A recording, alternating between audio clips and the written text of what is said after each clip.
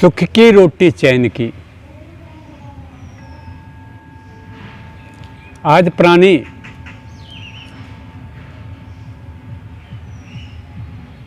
जब से होश संभालता है उससे पहले से ही भूख तो बचपना में ही सता देता है।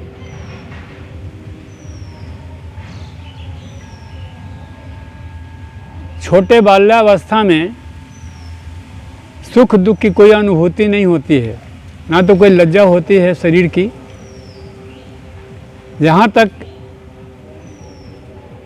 मनुष्य अधिक शिक्षा प्राप्त करने के बाद विस्मृत हो रहे हैं कि मानव जोनि क्या है, हमारा कर्म क्या है, हमारा धर्म क्या है, कैसे जीना है, कैसे रहना है, इत्यादि प्रकार की बहुत सारी व्यवस्थाएं हैं। सुख की रोटी चैन की ऐसा नहीं है कि जेल में बंद हो करके कुछ ना करें, घंटा लगे तो जगें, घंटा लगे तो भोजन करें और पड़े रहें। जब तक संसार में रहें तब तक जेल की नौकरी करते रहें। अगर ब्रह्म कृष्ण के द्वारा कहा गया गीता में उपदेश है कि प्रवृत्तिम च निवृत्तिम च जना न विदुरा असुरा न शौचम न चाचारो न सत्यम तेषु विद्यते, कि क्या लेना है क्या छोड़ना है ये जब तक बोध नहीं होगा तब तक इस मानव जोनि को व्यर्थ में समाप्त करने का अधिकार मनुष्यों का नहीं है। सोचिए इसका परिणाम क्या होगा। आज भी देखिए परिणाम क्या हो रहा है। संतों का आगमन प्रत्यक्ष है और ये परमात्मिक विषय है। जो परमात्मा से सुरक्षित है कि परमात्मा ने भारत में संत स्वरूप से जीव जन्मों को चेतन बनाने का बहुत बड़ा अधिकार दिया है, उसका सदुपयोग तो कम से कम करें। केवल गुरु कहलाने से, गुरु मात्र बन जाने से सब कुछ अच्छा नहीं है। उस योग्य बने। आज जितने भी संत भारत में हमारे हुए, जिनकी आराधना पूजा होती है, जिनके शरण में लोग अपने दुख सुख प्रकट करने जाते हैं, तो क्या उनके द्वारा दिए गए उपदेशों के अनुकूल अनुरूप कर्म कर रहे हैं? इसका आकलन कीजिए। ये सम्यक ज्ञान है, देश काल और परिस्थिति के अनुरूप ये सम्यक ज्ञान है कि जब जब इस पृथ्वी पे परमपिता परमेश्वर को शरीर धारण करके आना पड़ा है, तब तब पहले वैसे लोगों को भेज दिया है जो संत रूप में चेतावनी देते हैं कि चेतो, चेतें, चेतिए। इसमें कोई दो मत नहीं कि सब संत तन की बड़ी बलिहारी। उन सभी संतों की इतनी महिमा है, कृपा है, जो ईश्वरीय कृपा है। एक बार उनके शरण में, उनके सानिध्य में समर्पण होकर के तो देखें, आपको खुद पता चलेगा कहाँ थे, कहाँ हैं और कहाँ जाएंगे। ये भी बोध होता है, त्रिकाल दर्शन है ये। कहाँ थे, इस शरीर में नहीं थे तो कहाँ थे, इस शरीर में नहीं थे तो कहाँ थे, और इस शरीर में हैं तो कौन हैं। ये बोध करना, ये ज्ञात करना बहुत जरूरी है। ये ज्ञान योग की दशा है। फिर कहाँ जाएंगे वो यहीं पता चल जाता है, क्योंकि विद्यार्थी जो परीक्षा देता है उसे पता है कि मैंने इतना नंबर का बनाया है तो इतना नंबर में आएगा। लेकिन ऐसा कौन विद्यार्थी है? वही विद्यार्थी है जो जितना नंबर का बनाता है उससे ज़्यादा भी मार्क्स वो ले लेता है। यही तो संसार का नियम है और ये नियम रहेगा। अभी तो प्रलय प्रारंभ की स्थिति में बन चुकी है कि जितने सृष्टि के अंदर में देख रहे हैं शोर होर, वो सब उस परम सत्ता तक के नहीं पहुंच पाने में सक्षम हो रहे हैं, नहीं पहुंच पाने में असमर्थ हैं पहुंच पाने में। वायु लेवल से ऊपर ये चर्चा है। कहो कहाँ लौ जाए, कबीर ने कहा है कि द्वार न पावे शब्द का, पुनि पुनि भटका खाए, शब्द बिना श्रुति आन्हड़ी, कहो कहाँ लौ जाए। ये सब मंथन करने की चीज़ है। जो संत रूप में, साधु रूप में, भक्त रूप में, दास रूप में, सेवक रूप में आ चुके हैं, उनके साथ भी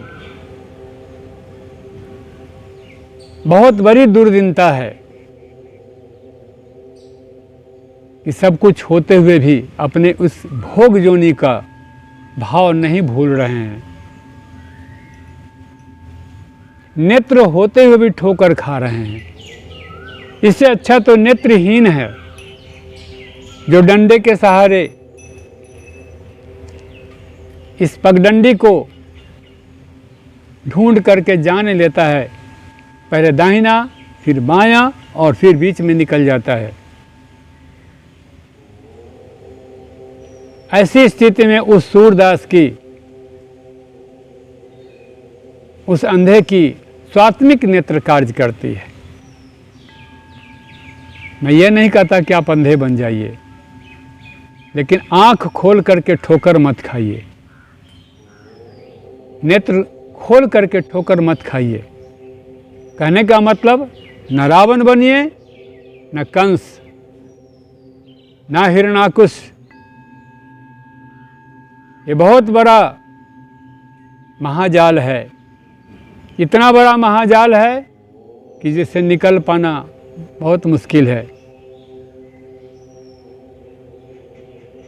रावण, हिरणाकुश और कंस की प्रवृत्ति का होना बहुत आसान है, बहुत आसान है, इतना आसान है, लेकिन इसको समझना उतना आसान नहीं है कि इससे कैसे निकल पाएंगे।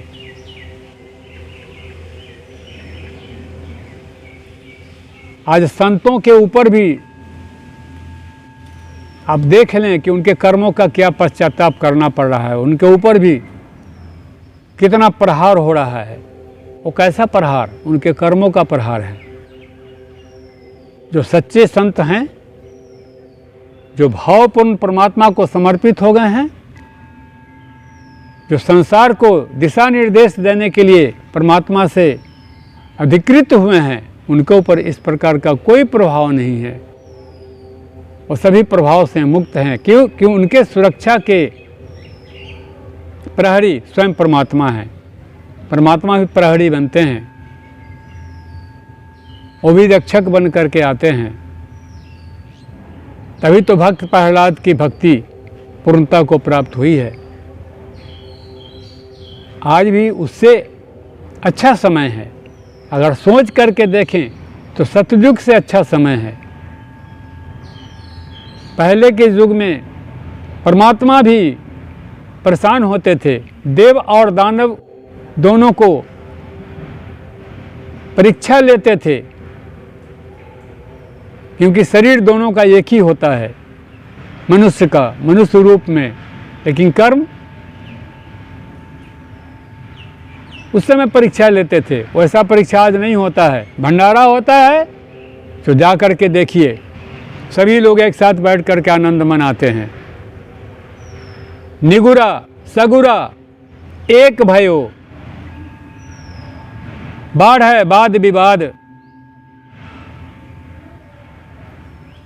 बाज हिलावे पालना जामे नहीं कोई स्वाद। बाझिन जो है बिना बच्चे का पालना हिलाते रहती है, सोने के सिक्कर पे सोने के पालने पे ले करके एक तकिया रख करके कपड़े से ढक करके जाने वाले यही समझते हैं कि बहुत अच्छा सुंदर बालक होगा, लेकिन उसमें कोई स्वाद नहीं होता है। उसी प्रकार से आज संतों का, ज्ञानियों का और असंतों का, अज्ञानियों का मिलन हो रहा है। तर्क कुतर्क, वाद विवाद बहुत बढ़ता चला जा रहा है। चाहे कबीर साहब, चाहे दरिया साहब, रामानंद जी, सूरदास जी या रविदास जी, सभी लोगों ने अपने अपने भीतर के उस परमात्मिक विषयों को, भाव को रख दिया है जिस पर भी लोग नहीं टिक पा रहे हैं। एक दूसरे को हे की दृष्टि से देखते हैं। वहाँ पर पारखी परख करके अपने आप को सचेत हो जाते हैं। ऐसा सचेत हो जाते हैं कि नहीं नहीं, ये चैतन्य आत्मा जो परमपिता परमात्मा ही स्वरूप है,